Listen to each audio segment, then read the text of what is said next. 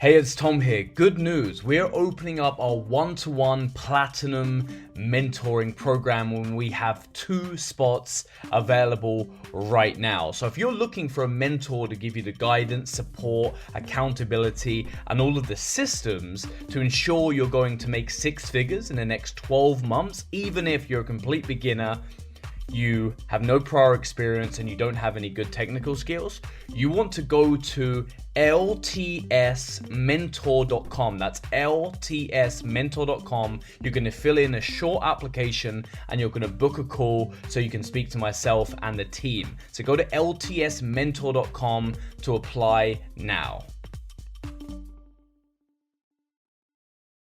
Hey guys, Thomas and Casper here.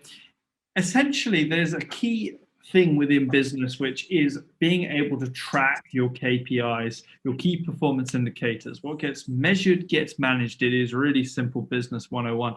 And in online marketing, it is probably one of the biggest areas to be able to track is that of your paid marketing. If that is something that you are doing. To be fair, any form of marketing, it's so important. I mean, if you're sending letters out, you need to be able to track and understand this. And recently, or I think, how long ago was this, Casper? It was a few months ago now. It was a few months ago. I think it was probably May. So about a few months ago, there were some significant changes made by iOS. The iOS 14.5. That was the version. So yeah, like you say, there were some big changes made. But essentially, what happened was there's now an option. There's now an option that allows users to select if they want an app to track your behavior across other apps that you use. And I mean, it's fascinating because it's actually the first time that that a smartphone operating system manufacturer has turned this off by default. Because while the setting was, I mean, you were able to change it before, you were able to switch it off, but you had to kind of go into the settings and then into the privacy menus and turn it off. And it was you had to opt out. Yeah, you had to essentially opt out. Whereas now it's an opt in. The other way around. You opt in marketing consciously. Yes. Yeah. So what sort of effect has this had? You know, because I mean, this has happened. So this is not new news, so to speak. It's not fresh. This is a few months old now. Sure. But what is really interesting is the impact that it's had. Yes. So we're already starting to see the knock-on effects that this has had. But basically, this makes it a little bit harder to personalize ads, to target ads. But it also makes it very difficult for an advertiser to then check and see if an ad that they're paying for and that they have actually paid for somebody to see, it actually impedes them from seeing how effective this ad is. Yeah. So like you said at the very beginning, it makes it very difficult to track and therefore very difficult to manage. Yeah, and I suppose the biggest part with the tracking this is across platforms like Facebook, Google Ads. These are the paid marketing strategies that you are doing essentially. Now, there are ways around this using a tool like Segmetrics, for example, where you've got actually snippets of code that are separate away from the tracking, so you're able to track. Yeah, this is browser based. So this is web based, whereas Apple's changes are operating system and native app based. So that's a very good point you made there, Tomasz, with Segmetrics and cookies. Cookies are essentially a very similar thing, that they allow an advertiser to track your activity while you're using the web page, but not other things. Whereas Apple's changes is specifically something called an IDFA, which is a kind of unique fingerprint that your phone has.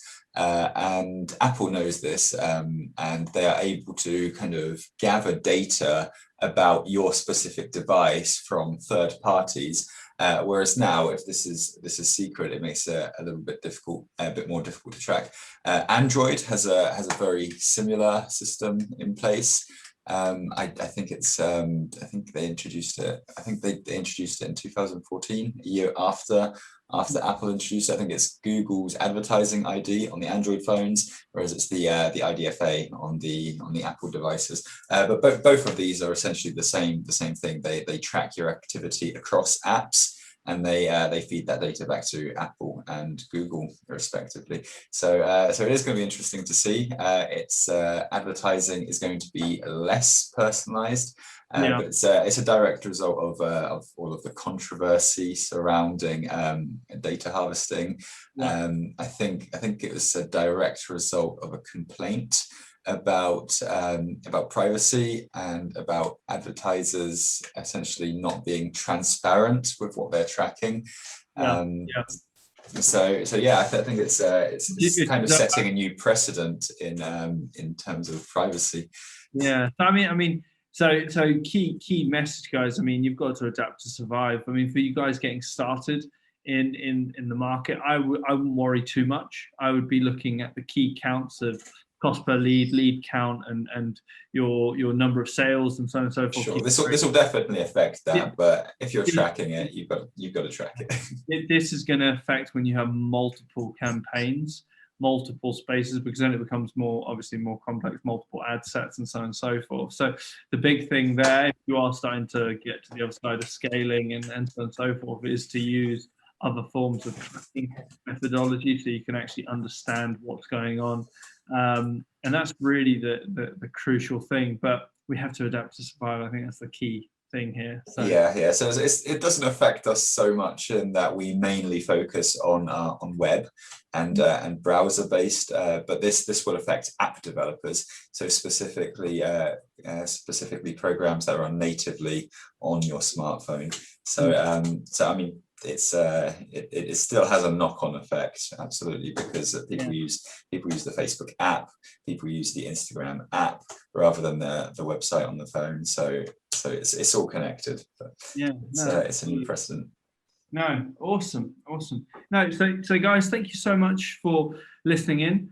And I hope this has helped you guys out. It's an interesting time, and these changes do happen in the market. This isn't the first time that changes has happened within, Facebook, all of these different spaces that we market, these online spaces, and they will change. Yeah, it will be interesting to see if other companies follow suit. I mean, quite often Apple has been the trendsetter for various technological trends. Yeah. So I guess we'll see how this plays out. We'll see what goes forward. But yeah, guys, take care and stay tuned for the next one, and we'll see you soon. Thanks, guys. Take care. Hey guys, it's Tom Ash. We hope you guys have enjoyed the episode as much as we've loved putting it together for you. Please guys, do us a huge favour. Hit that love button, hit that subscribe button, and review us on Apple iTunes. We do read the comments. We want to improve our content and give you guys the best that we've got. Equally, the best comment, guys, we will shout you guys out, and we are giving out free courses. So guys, please come hit that love button, leave us a review, and we'll catch you on the next podcast, guys. All the best. Take care, guys.